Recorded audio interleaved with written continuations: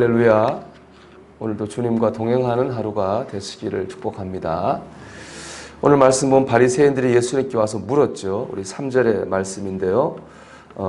바리새인들이 예수께 나와 그를 시험하여 이르되 사람이 어떤 이유가 있으면 그 아내를 버리는 것이 옳으니까 이렇게 물었습니다. 이 구절에서 중요한 것은 어떤 이유가 있으면입니다.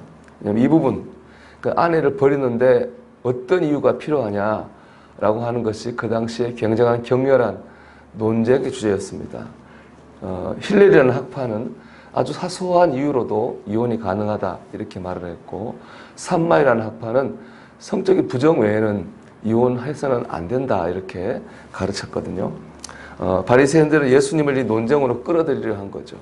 누구의 말이 옳으냐 이렇게 예수님께 물은 겁니다. 예수님은 어느 학파가 아니라 하나님을 보게 하십니다. 하나님께서 부부로 짝지으셨기 때문에 이혼을 해서는 안 된다는 것이죠. 그러자 바리새인은 모세 율법을 들어서 예수님을 반박해요. 그게 바로 7절의 말씀이에요. 여짜오되 그러면 어찌하여 모세는 이혼 정서를 주어서 버리라 명하였나이까 이렇게 말합니다. 이 말씀은 신명기 24장 1절에 4절에 나오는 그 말씀이에요. 이 말씀에 의하면은 결혼한 뒤에 아내에게 수치되는 일이 발견되면 이혼 증서를 써가지고 내보내라 그렇게 말씀하고 있거든요. 그렇게 하는 거는 합법적이라는 거예요. 문제가 아니라는 거죠. 그럼 주님 그리 묻는 거죠. 아니 주님은 이혼하지 말라 그랬는데 구약의 말씀에 의하면은 그건 합법적이고 이혼 증서를 내서 보내주면 아무 문제가 없지 않습니까? 하고 주님의 의견을 반박한 거예요. 이에 주님께서 바로 그 말씀, 이혼 정서를 써서 내보내도 된다고 하는 그 말씀에 담긴 하나님의 마음을 말씀합니다. 8절인데요. 예수께서 이르시되 모세가 너희 마음의 완악함 때문에 아내 버림을 허락하였거니와 본래는 그렇지 아니하니라. 저기 율법이 말하는 이혼 제도는 뭐냐면은 아내를 막 버리는 그런 사회 속에서 그 악함을 제어하기 위해서 만든 법이라고 하는 겁니다. 그 당시에는 철저하게 남자 중심의 사회였어요. 이혼을 청구하는 것도 여자는 할 권리가 없습니다. 남자만 이혼 청구를 할 권리가 있고요. 그것보다는 뭐 이혼 청구가 상관없이 결혼하고 아내가 마음에 안 들면은 가진 이유를 붙여서 아내를 내쫓아버리고 말았거든요.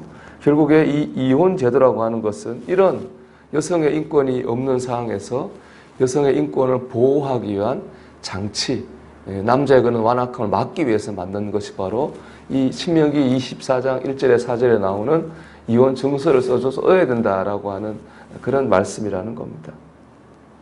결국 주님께서 말씀하시기를 성적인 부정 외에 아내를 내쫓고 다른 여자에게 장가든다면 그건 간음하는 죄다. 이렇게 죄인이라고 딱 이렇게 뭐 이게 맞느냐 틀리냐의 문제가 아니라 죄인이다. 이렇게 딱 말씀을 하고 있는 겁니다. 그러니까 우리가 결혼을 귀히 여기고 부부간의 관계를 귀히 여기고 가정을 귀히 여기게 되는 바로 여기에 있습니다. 뭐냐? 하나님이 만드신 것이고 하나님이 귀하게 여긴 것입니다. 결국에 이 주님의 말씀의 중심은 뭐예요? 하나님이죠. 그 모든 일을 우리가 뭐 부부관계, 오늘 이 말씀에는 이제 부부관계지만은 모든 이 말씀이 모든 것에 적용이 돼야 되는 거죠. 우리가 뭘 바라봐야 되느냐? 하나님을 바라봐야 되는 거죠. 우리가 교회에서 일을 하든 오늘 세상에서 일을 하든 뭘 하든 우리 하나님을 바라봐야 되는 겁니다. 누구 말이 옳으냐 틀리냐 사람을 바라보는 게 아니라 그 가운데 주신 하나님의 뜻을 바라보고 우리가 행해야 된다고 하는 것입니다. 글을 하나 소개해 드리겠는데 우명자 사모님이라고 하는 분이 쓴 들러리의 기쁨이라는 책입니다. 그 책에 한 1년 글 나오는데 제목은 우리의 본질은 예배자입니다 라는 글입니다. 결혼한 지 30년이 훌쩍 지난 지금도 남편을 이해하지 못할 때가 많다. 그때마다 난 이렇게 말한다. 당신이 이렇게 하는 것을 보면 무슨 뜻이 있는 것 같네요. 지금은 잘 이해하지 못하겠지만 기다려 볼게요. 본질과 복음에는 타협이 없어야겠지만 가정을 화목하게 하는데 가장 중요한 것은 수용이다.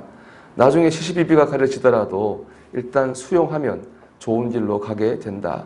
무엇보다 내 마음의 안식과 평안을 빼앗기지 않아서 좋다.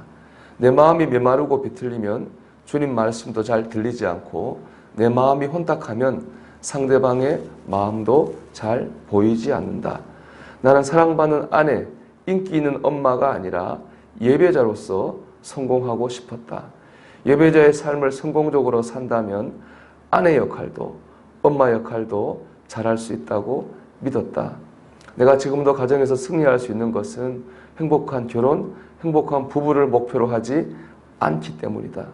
무조건 하나님을 위한 예배자이어야 한다. 관계도 결혼도 그 예배자의 삶에 필요한 과정이며 도구일 뿐이다. 이렇게 말했습니다. 삶의 초점이 어디에 있느냐? 내가 예배자로서 바로 서야 되겠다고 하는 초점이 있는 거죠. 그 초점 가운데에 가정생활도 또 직장생활도 우리 세상에서 삶도 맞추어져야 되는 겁니다. 그럴 때 우리가 그 삶도 잘 살 수가 있다는 것이죠. 여러분, 우리가 오늘을 하루 살 때에 우리의 초점이 예배자에 맞춰져 있기를 바랍니다. 내가 그 주어진 상황 가운데서 하나님을 예배하는 예배자로서 내가 어떻게 살아야 될 것인가? 내 삶이 하나님께 산제사가 돼야 되겠다고 하는 그런 중심을 가지고 나아가게 될 때에 우리가 우리의 삶 가운데서 다른 무엇이 아니라 예배자로서 오늘 성공하는 하루가 되시기를 주님의 이름으로 축원합니다. 기도하겠습니다. 오늘 말씀을 붙들고 기도합니다. 오늘 하루도 예배자로서 성공하는 하루를 살게 해주시옵소서. 기도드리겠습니다.